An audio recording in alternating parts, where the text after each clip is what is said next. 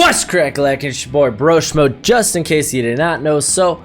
And we're going over waiver wire pickups. We got a slew, and I mean a slew of teams on a bye. 6 teams on a bye, I believe. Let me take a quick gander at that. But yeah, man.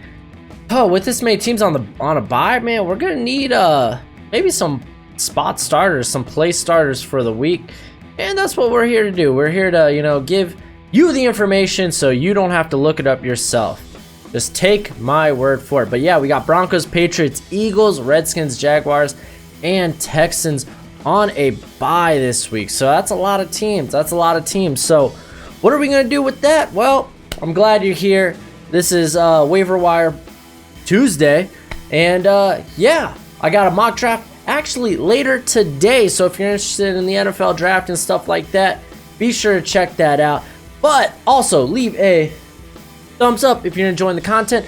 Helps me get discovered and I am lost and want to be found. But yeah, man, become a bro and subscribe. I'm constantly pushing out content, like at least 7 videos a week. So you're welcome. But yeah, man, we're doing a good job. The community, there's a little dog hair on my mic, but the community has been awesome and your support is greatly appreciated. But yeah, let's go ahead and let's get into it, because there ain't much, man. There ain't much. Let's start at quarterback where there is some viability. Don't get me wrong, there is some viability. Let's start with Jimmy Garoppolo. He's probably going to be the hottest pickup this week. He looks like a different quarterback with Emmanuel Sanders, at least from a fantasy perspective. He's got I believe he's got a pretty decent matchup this week against Seattle. They just gave up all that offense to Jameis Winston. They're 23rd against opposing quarterbacks. So Garoppolo's not a bad pickup, especially now, man. Emmanuel Sanders has really changed the culture for fantasy, man. There, it's looking good. It's looking not like the barren wasteland it once was. And then again, it kind of QB pickups after Garoppolo fall off a cliff, because I mean, I got Daniel Jones, and no one's really going to like it. He's got a good matchup against the Jets. I mean, they just lost to the Dolphins, and a big issue for Daniel Jones has been he's been getting pressured like crazy, mainly from the outside. Those tackles have not been able to hold blocks. I mean, dude, Solder and Renner, man, they've just been bad. But fortunately, the Jets, they have no pass rushers. So he might not have to worry about that. We don't have to worry about the occasional Daniel Jones fumble. So if you really do need a spot starter, he is not a bad option. And then another guy, especially if you're the Jacoby Brissett owner, you might need a quarterback. Brian Hoyer, I don't think he's not a far drop off from Brissett. I think he might be on par. He's a really good backup. And I know they got a good matchup this week. They face Miami. So, you could do a lot worse. You honestly, you can do a lot worse. But if you're not set at quarterback right now, then, man, good luck. I only cover guys that are 50% or less owned in leagues, because those are the guys most likely to be on your waiver wire. So if there's someone superb, because like, dude, just this week I saw someone dropped Matt Ryan. So I'm like, and I'm a Patrick Mahomes owner. I'm just trying to snag Matt Ryan so no one else can get him. But yeah, so quarterback. Let's talk about running back, where you're really scrapping the bottom of the barrel here. Ronald Jones, though, he might not be a bad pickup. He is now the unquestionable starter there for Tampa. He's been pretty decent he's been pretty decent actually throughout the whole season. Not spectacular, maybe running back 3 or flex type territory, but he's got a decent matchup against Arizona this week. They're 15th against opposing running backs, but that's because they get passed on so easily. And I mean, he is very viable in the passing game. He's only owned in 38% of leagues, so he's not a bad get. And then this other guy, you may not like it. I don't like it, but Kalen Ballage, man, he is now the unquestionable starter. There's really no one behind him. He's the red zone running back. He's now the pass catching running back, and he's going to get all the carries. Mark Walton, he's been suspended the next 4 games. So who else are they going to use? It's going to be Kalen Ballage. So he's owned in basically all leagues. So if you really do need a running back this week because you lost a lot of them with this bye, not a bad option. Not a bad option. So let's keep up the theme on Dolphins players, because I said this last week. Devontae Parker is not a bad get. He's been very consistent this year. He's got a decent matchup against Indianapolis, but I think even more so with Preston Williams going down, who's been pretty good this year himself. I think Parker's a great get. He can be a reliable wide receiver too. So he's only owned in 23% of leagues. I would say if you're that unfortunate Adam Thielen or Deshaun Jackson owner, or you're losing some guys to the bye, he's not a bad get. And let's talk about Deshaun Jackson, because oh my gosh, he has ticked me off. Not him. It's not his fault, you know. He's banged up, he's hurt, but man, I didn't start him week 1. He goes off. Son of a gun. But then gets hurt week 2 when I do start him. Then I have to wait for him to get healthy. Didn't start him because I wanted to wait and see, and you know, just goes down to injury again. Now I have to drop him. He's literally been he's been a waste of space on my bench. It's such a shame. Wide receivers. What are we talking about? Wide receivers. Zach Pascal, T.Y. Hilton. He is out for like 2 to 3 weeks. He's not a bad get. He is now the primary receiver there in Indianapolis. Again, I told you they have the matchup against Miami. He's not a bad get. Only owned in about 7% of leagues. Another guy, Josh Reynolds, and this is really depends on the status of Cook. But Reynolds, when he stepped in against the Bengals, for Cook, it wasn't Woods who got a volume of the targets. It wasn't Gerald Everett. It ended up being Josh Reynolds. He had a very good game there. He's only owned in 1% of leagues. And I mean, even Cooper Kupp, I saw him with I think he had an ankle or a knee, but I think it was just a stinger. It was nothing serious. But still, I mean, this guy has a chance to come in and actually get some serious volume in that offense. So I don't think he is a bad get either. Cole Beasley, I've been singing the praises of Cole Beasley all year. I think he's a consistent wide receiver 3 or a flex option.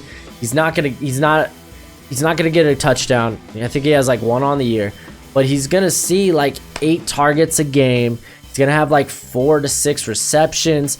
He's faithful. He's loyal. He's consistent. You're loyal. So I like me Cole Beasley. And then here's a very big sleeper option. He's got Andy Isabella for the Cardinals. He's got a good matchup against I think it's Tampa. Yeah, it's Tampa Bay this week.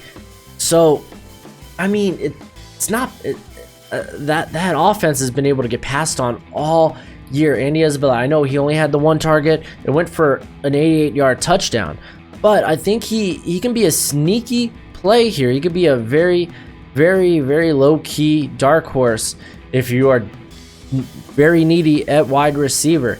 I mean, I think he's only viable in deeper leagues, so maybe a wide receiver 3 or a flex option. But if you really need somebody, Andy Isabella is not a bad get. So let's talk about the tight ends, and I want to start with a guy on a bye. If you because tight end, man, it's such a hard position to project and get right. You really don't know who's going to go off. Who expected Austin Hooper to be the stud that he is? Who expected Darren Waller?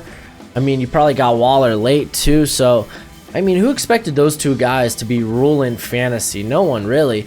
But, hey, that is what it is. If you weren't able to get a top tight end and you're just kind of streaming tight ends, or you're just waiting to find the right one, good luck. But we got Noah Fant. He's on a bye this week. He's in the top 10 for routes ran by tight ends, and he had that big blow up game. The only problem with Noah Fant is he drops the ball a lot. It's kind of like his former teammate at Iowa, TJ Hawkinson. He has like 4 or 5 end zone drops this season. He has another one that was called back because of a penalty. So it's like, it's hard to trust these guys, but man, if you're having to take shots at tight end, he's not a bad one. He's not a bad one. And I mean, dude, that run after the catch was sick, nasty. And then here's a guy that might not be viable this week because he's got a tough matchup against San Fran. Jacob Hollister for Seattle. Looks like he's kind of taking that Will Disley role. He has at least 6 targets in the last 3 or in 2 of the last 3 games. He just had 2 touchdowns last week or Sunday against Tampa Bay. He's owned in less than 1% of leagues. He's not a bad get. He might not be a good get, or he might not be a good start this week against San Fran. But then he's got Minnesota and Philly who don't scare me as far as guarding the tight end. So again, not a bad get. This guy, oh, okay, Mike Gesicki, man. I'm not a fan, but things are trending up for him. He just had 6 targets last Sunday against the Jets. They got Indianapolis, who I think they're not great. Let me make sure. Yeah, they're 27th against opposing tight ends. Preston Williams is now gone for the rest of the year, so that opens up targets for somebody like Gesicki. I mean, I'm just saying, things are trending up, and if you really are just kind of looking for tight ends, then he's not a bad option. We got Kyle Rudolph. Kyle Rudolph, I think he, outside of Jake Doyle, would be my top get this week because we know he is a red zone threat. We know, at least in Washington, Kirk Cousins hasn't really been so much in Minnesota, but Kirk Cousins used to love throwing to his tight ends like Vernon Davis and Jordan Reed. But I mean, the thing that really seals the deal for me is the lack of Adam Thielen. Adam Thielen re-aggravated his hamstring. He's probably going to be out for now a considerable amount of time. So I think that really, really elevates Rudolph, especially actually over Irv Smith Jr., who's seen more and more snaps. But let's be honest, Rudolph, he has the touchdown upside compared to Smith. And then you got Jack Doyle, who I think it's in every game this year, but 2, he has at least 4 targets. The quarterbacks, they love to go to him. He's not really going to be a big end zone threat, but I mean, Brian Hoyer, he's going to probably come in. He's probably going to be targeting his receiver, especially with T.Y. Hilton out for the next 2 to 3 weeks. So this gives Doyle a lot of upside.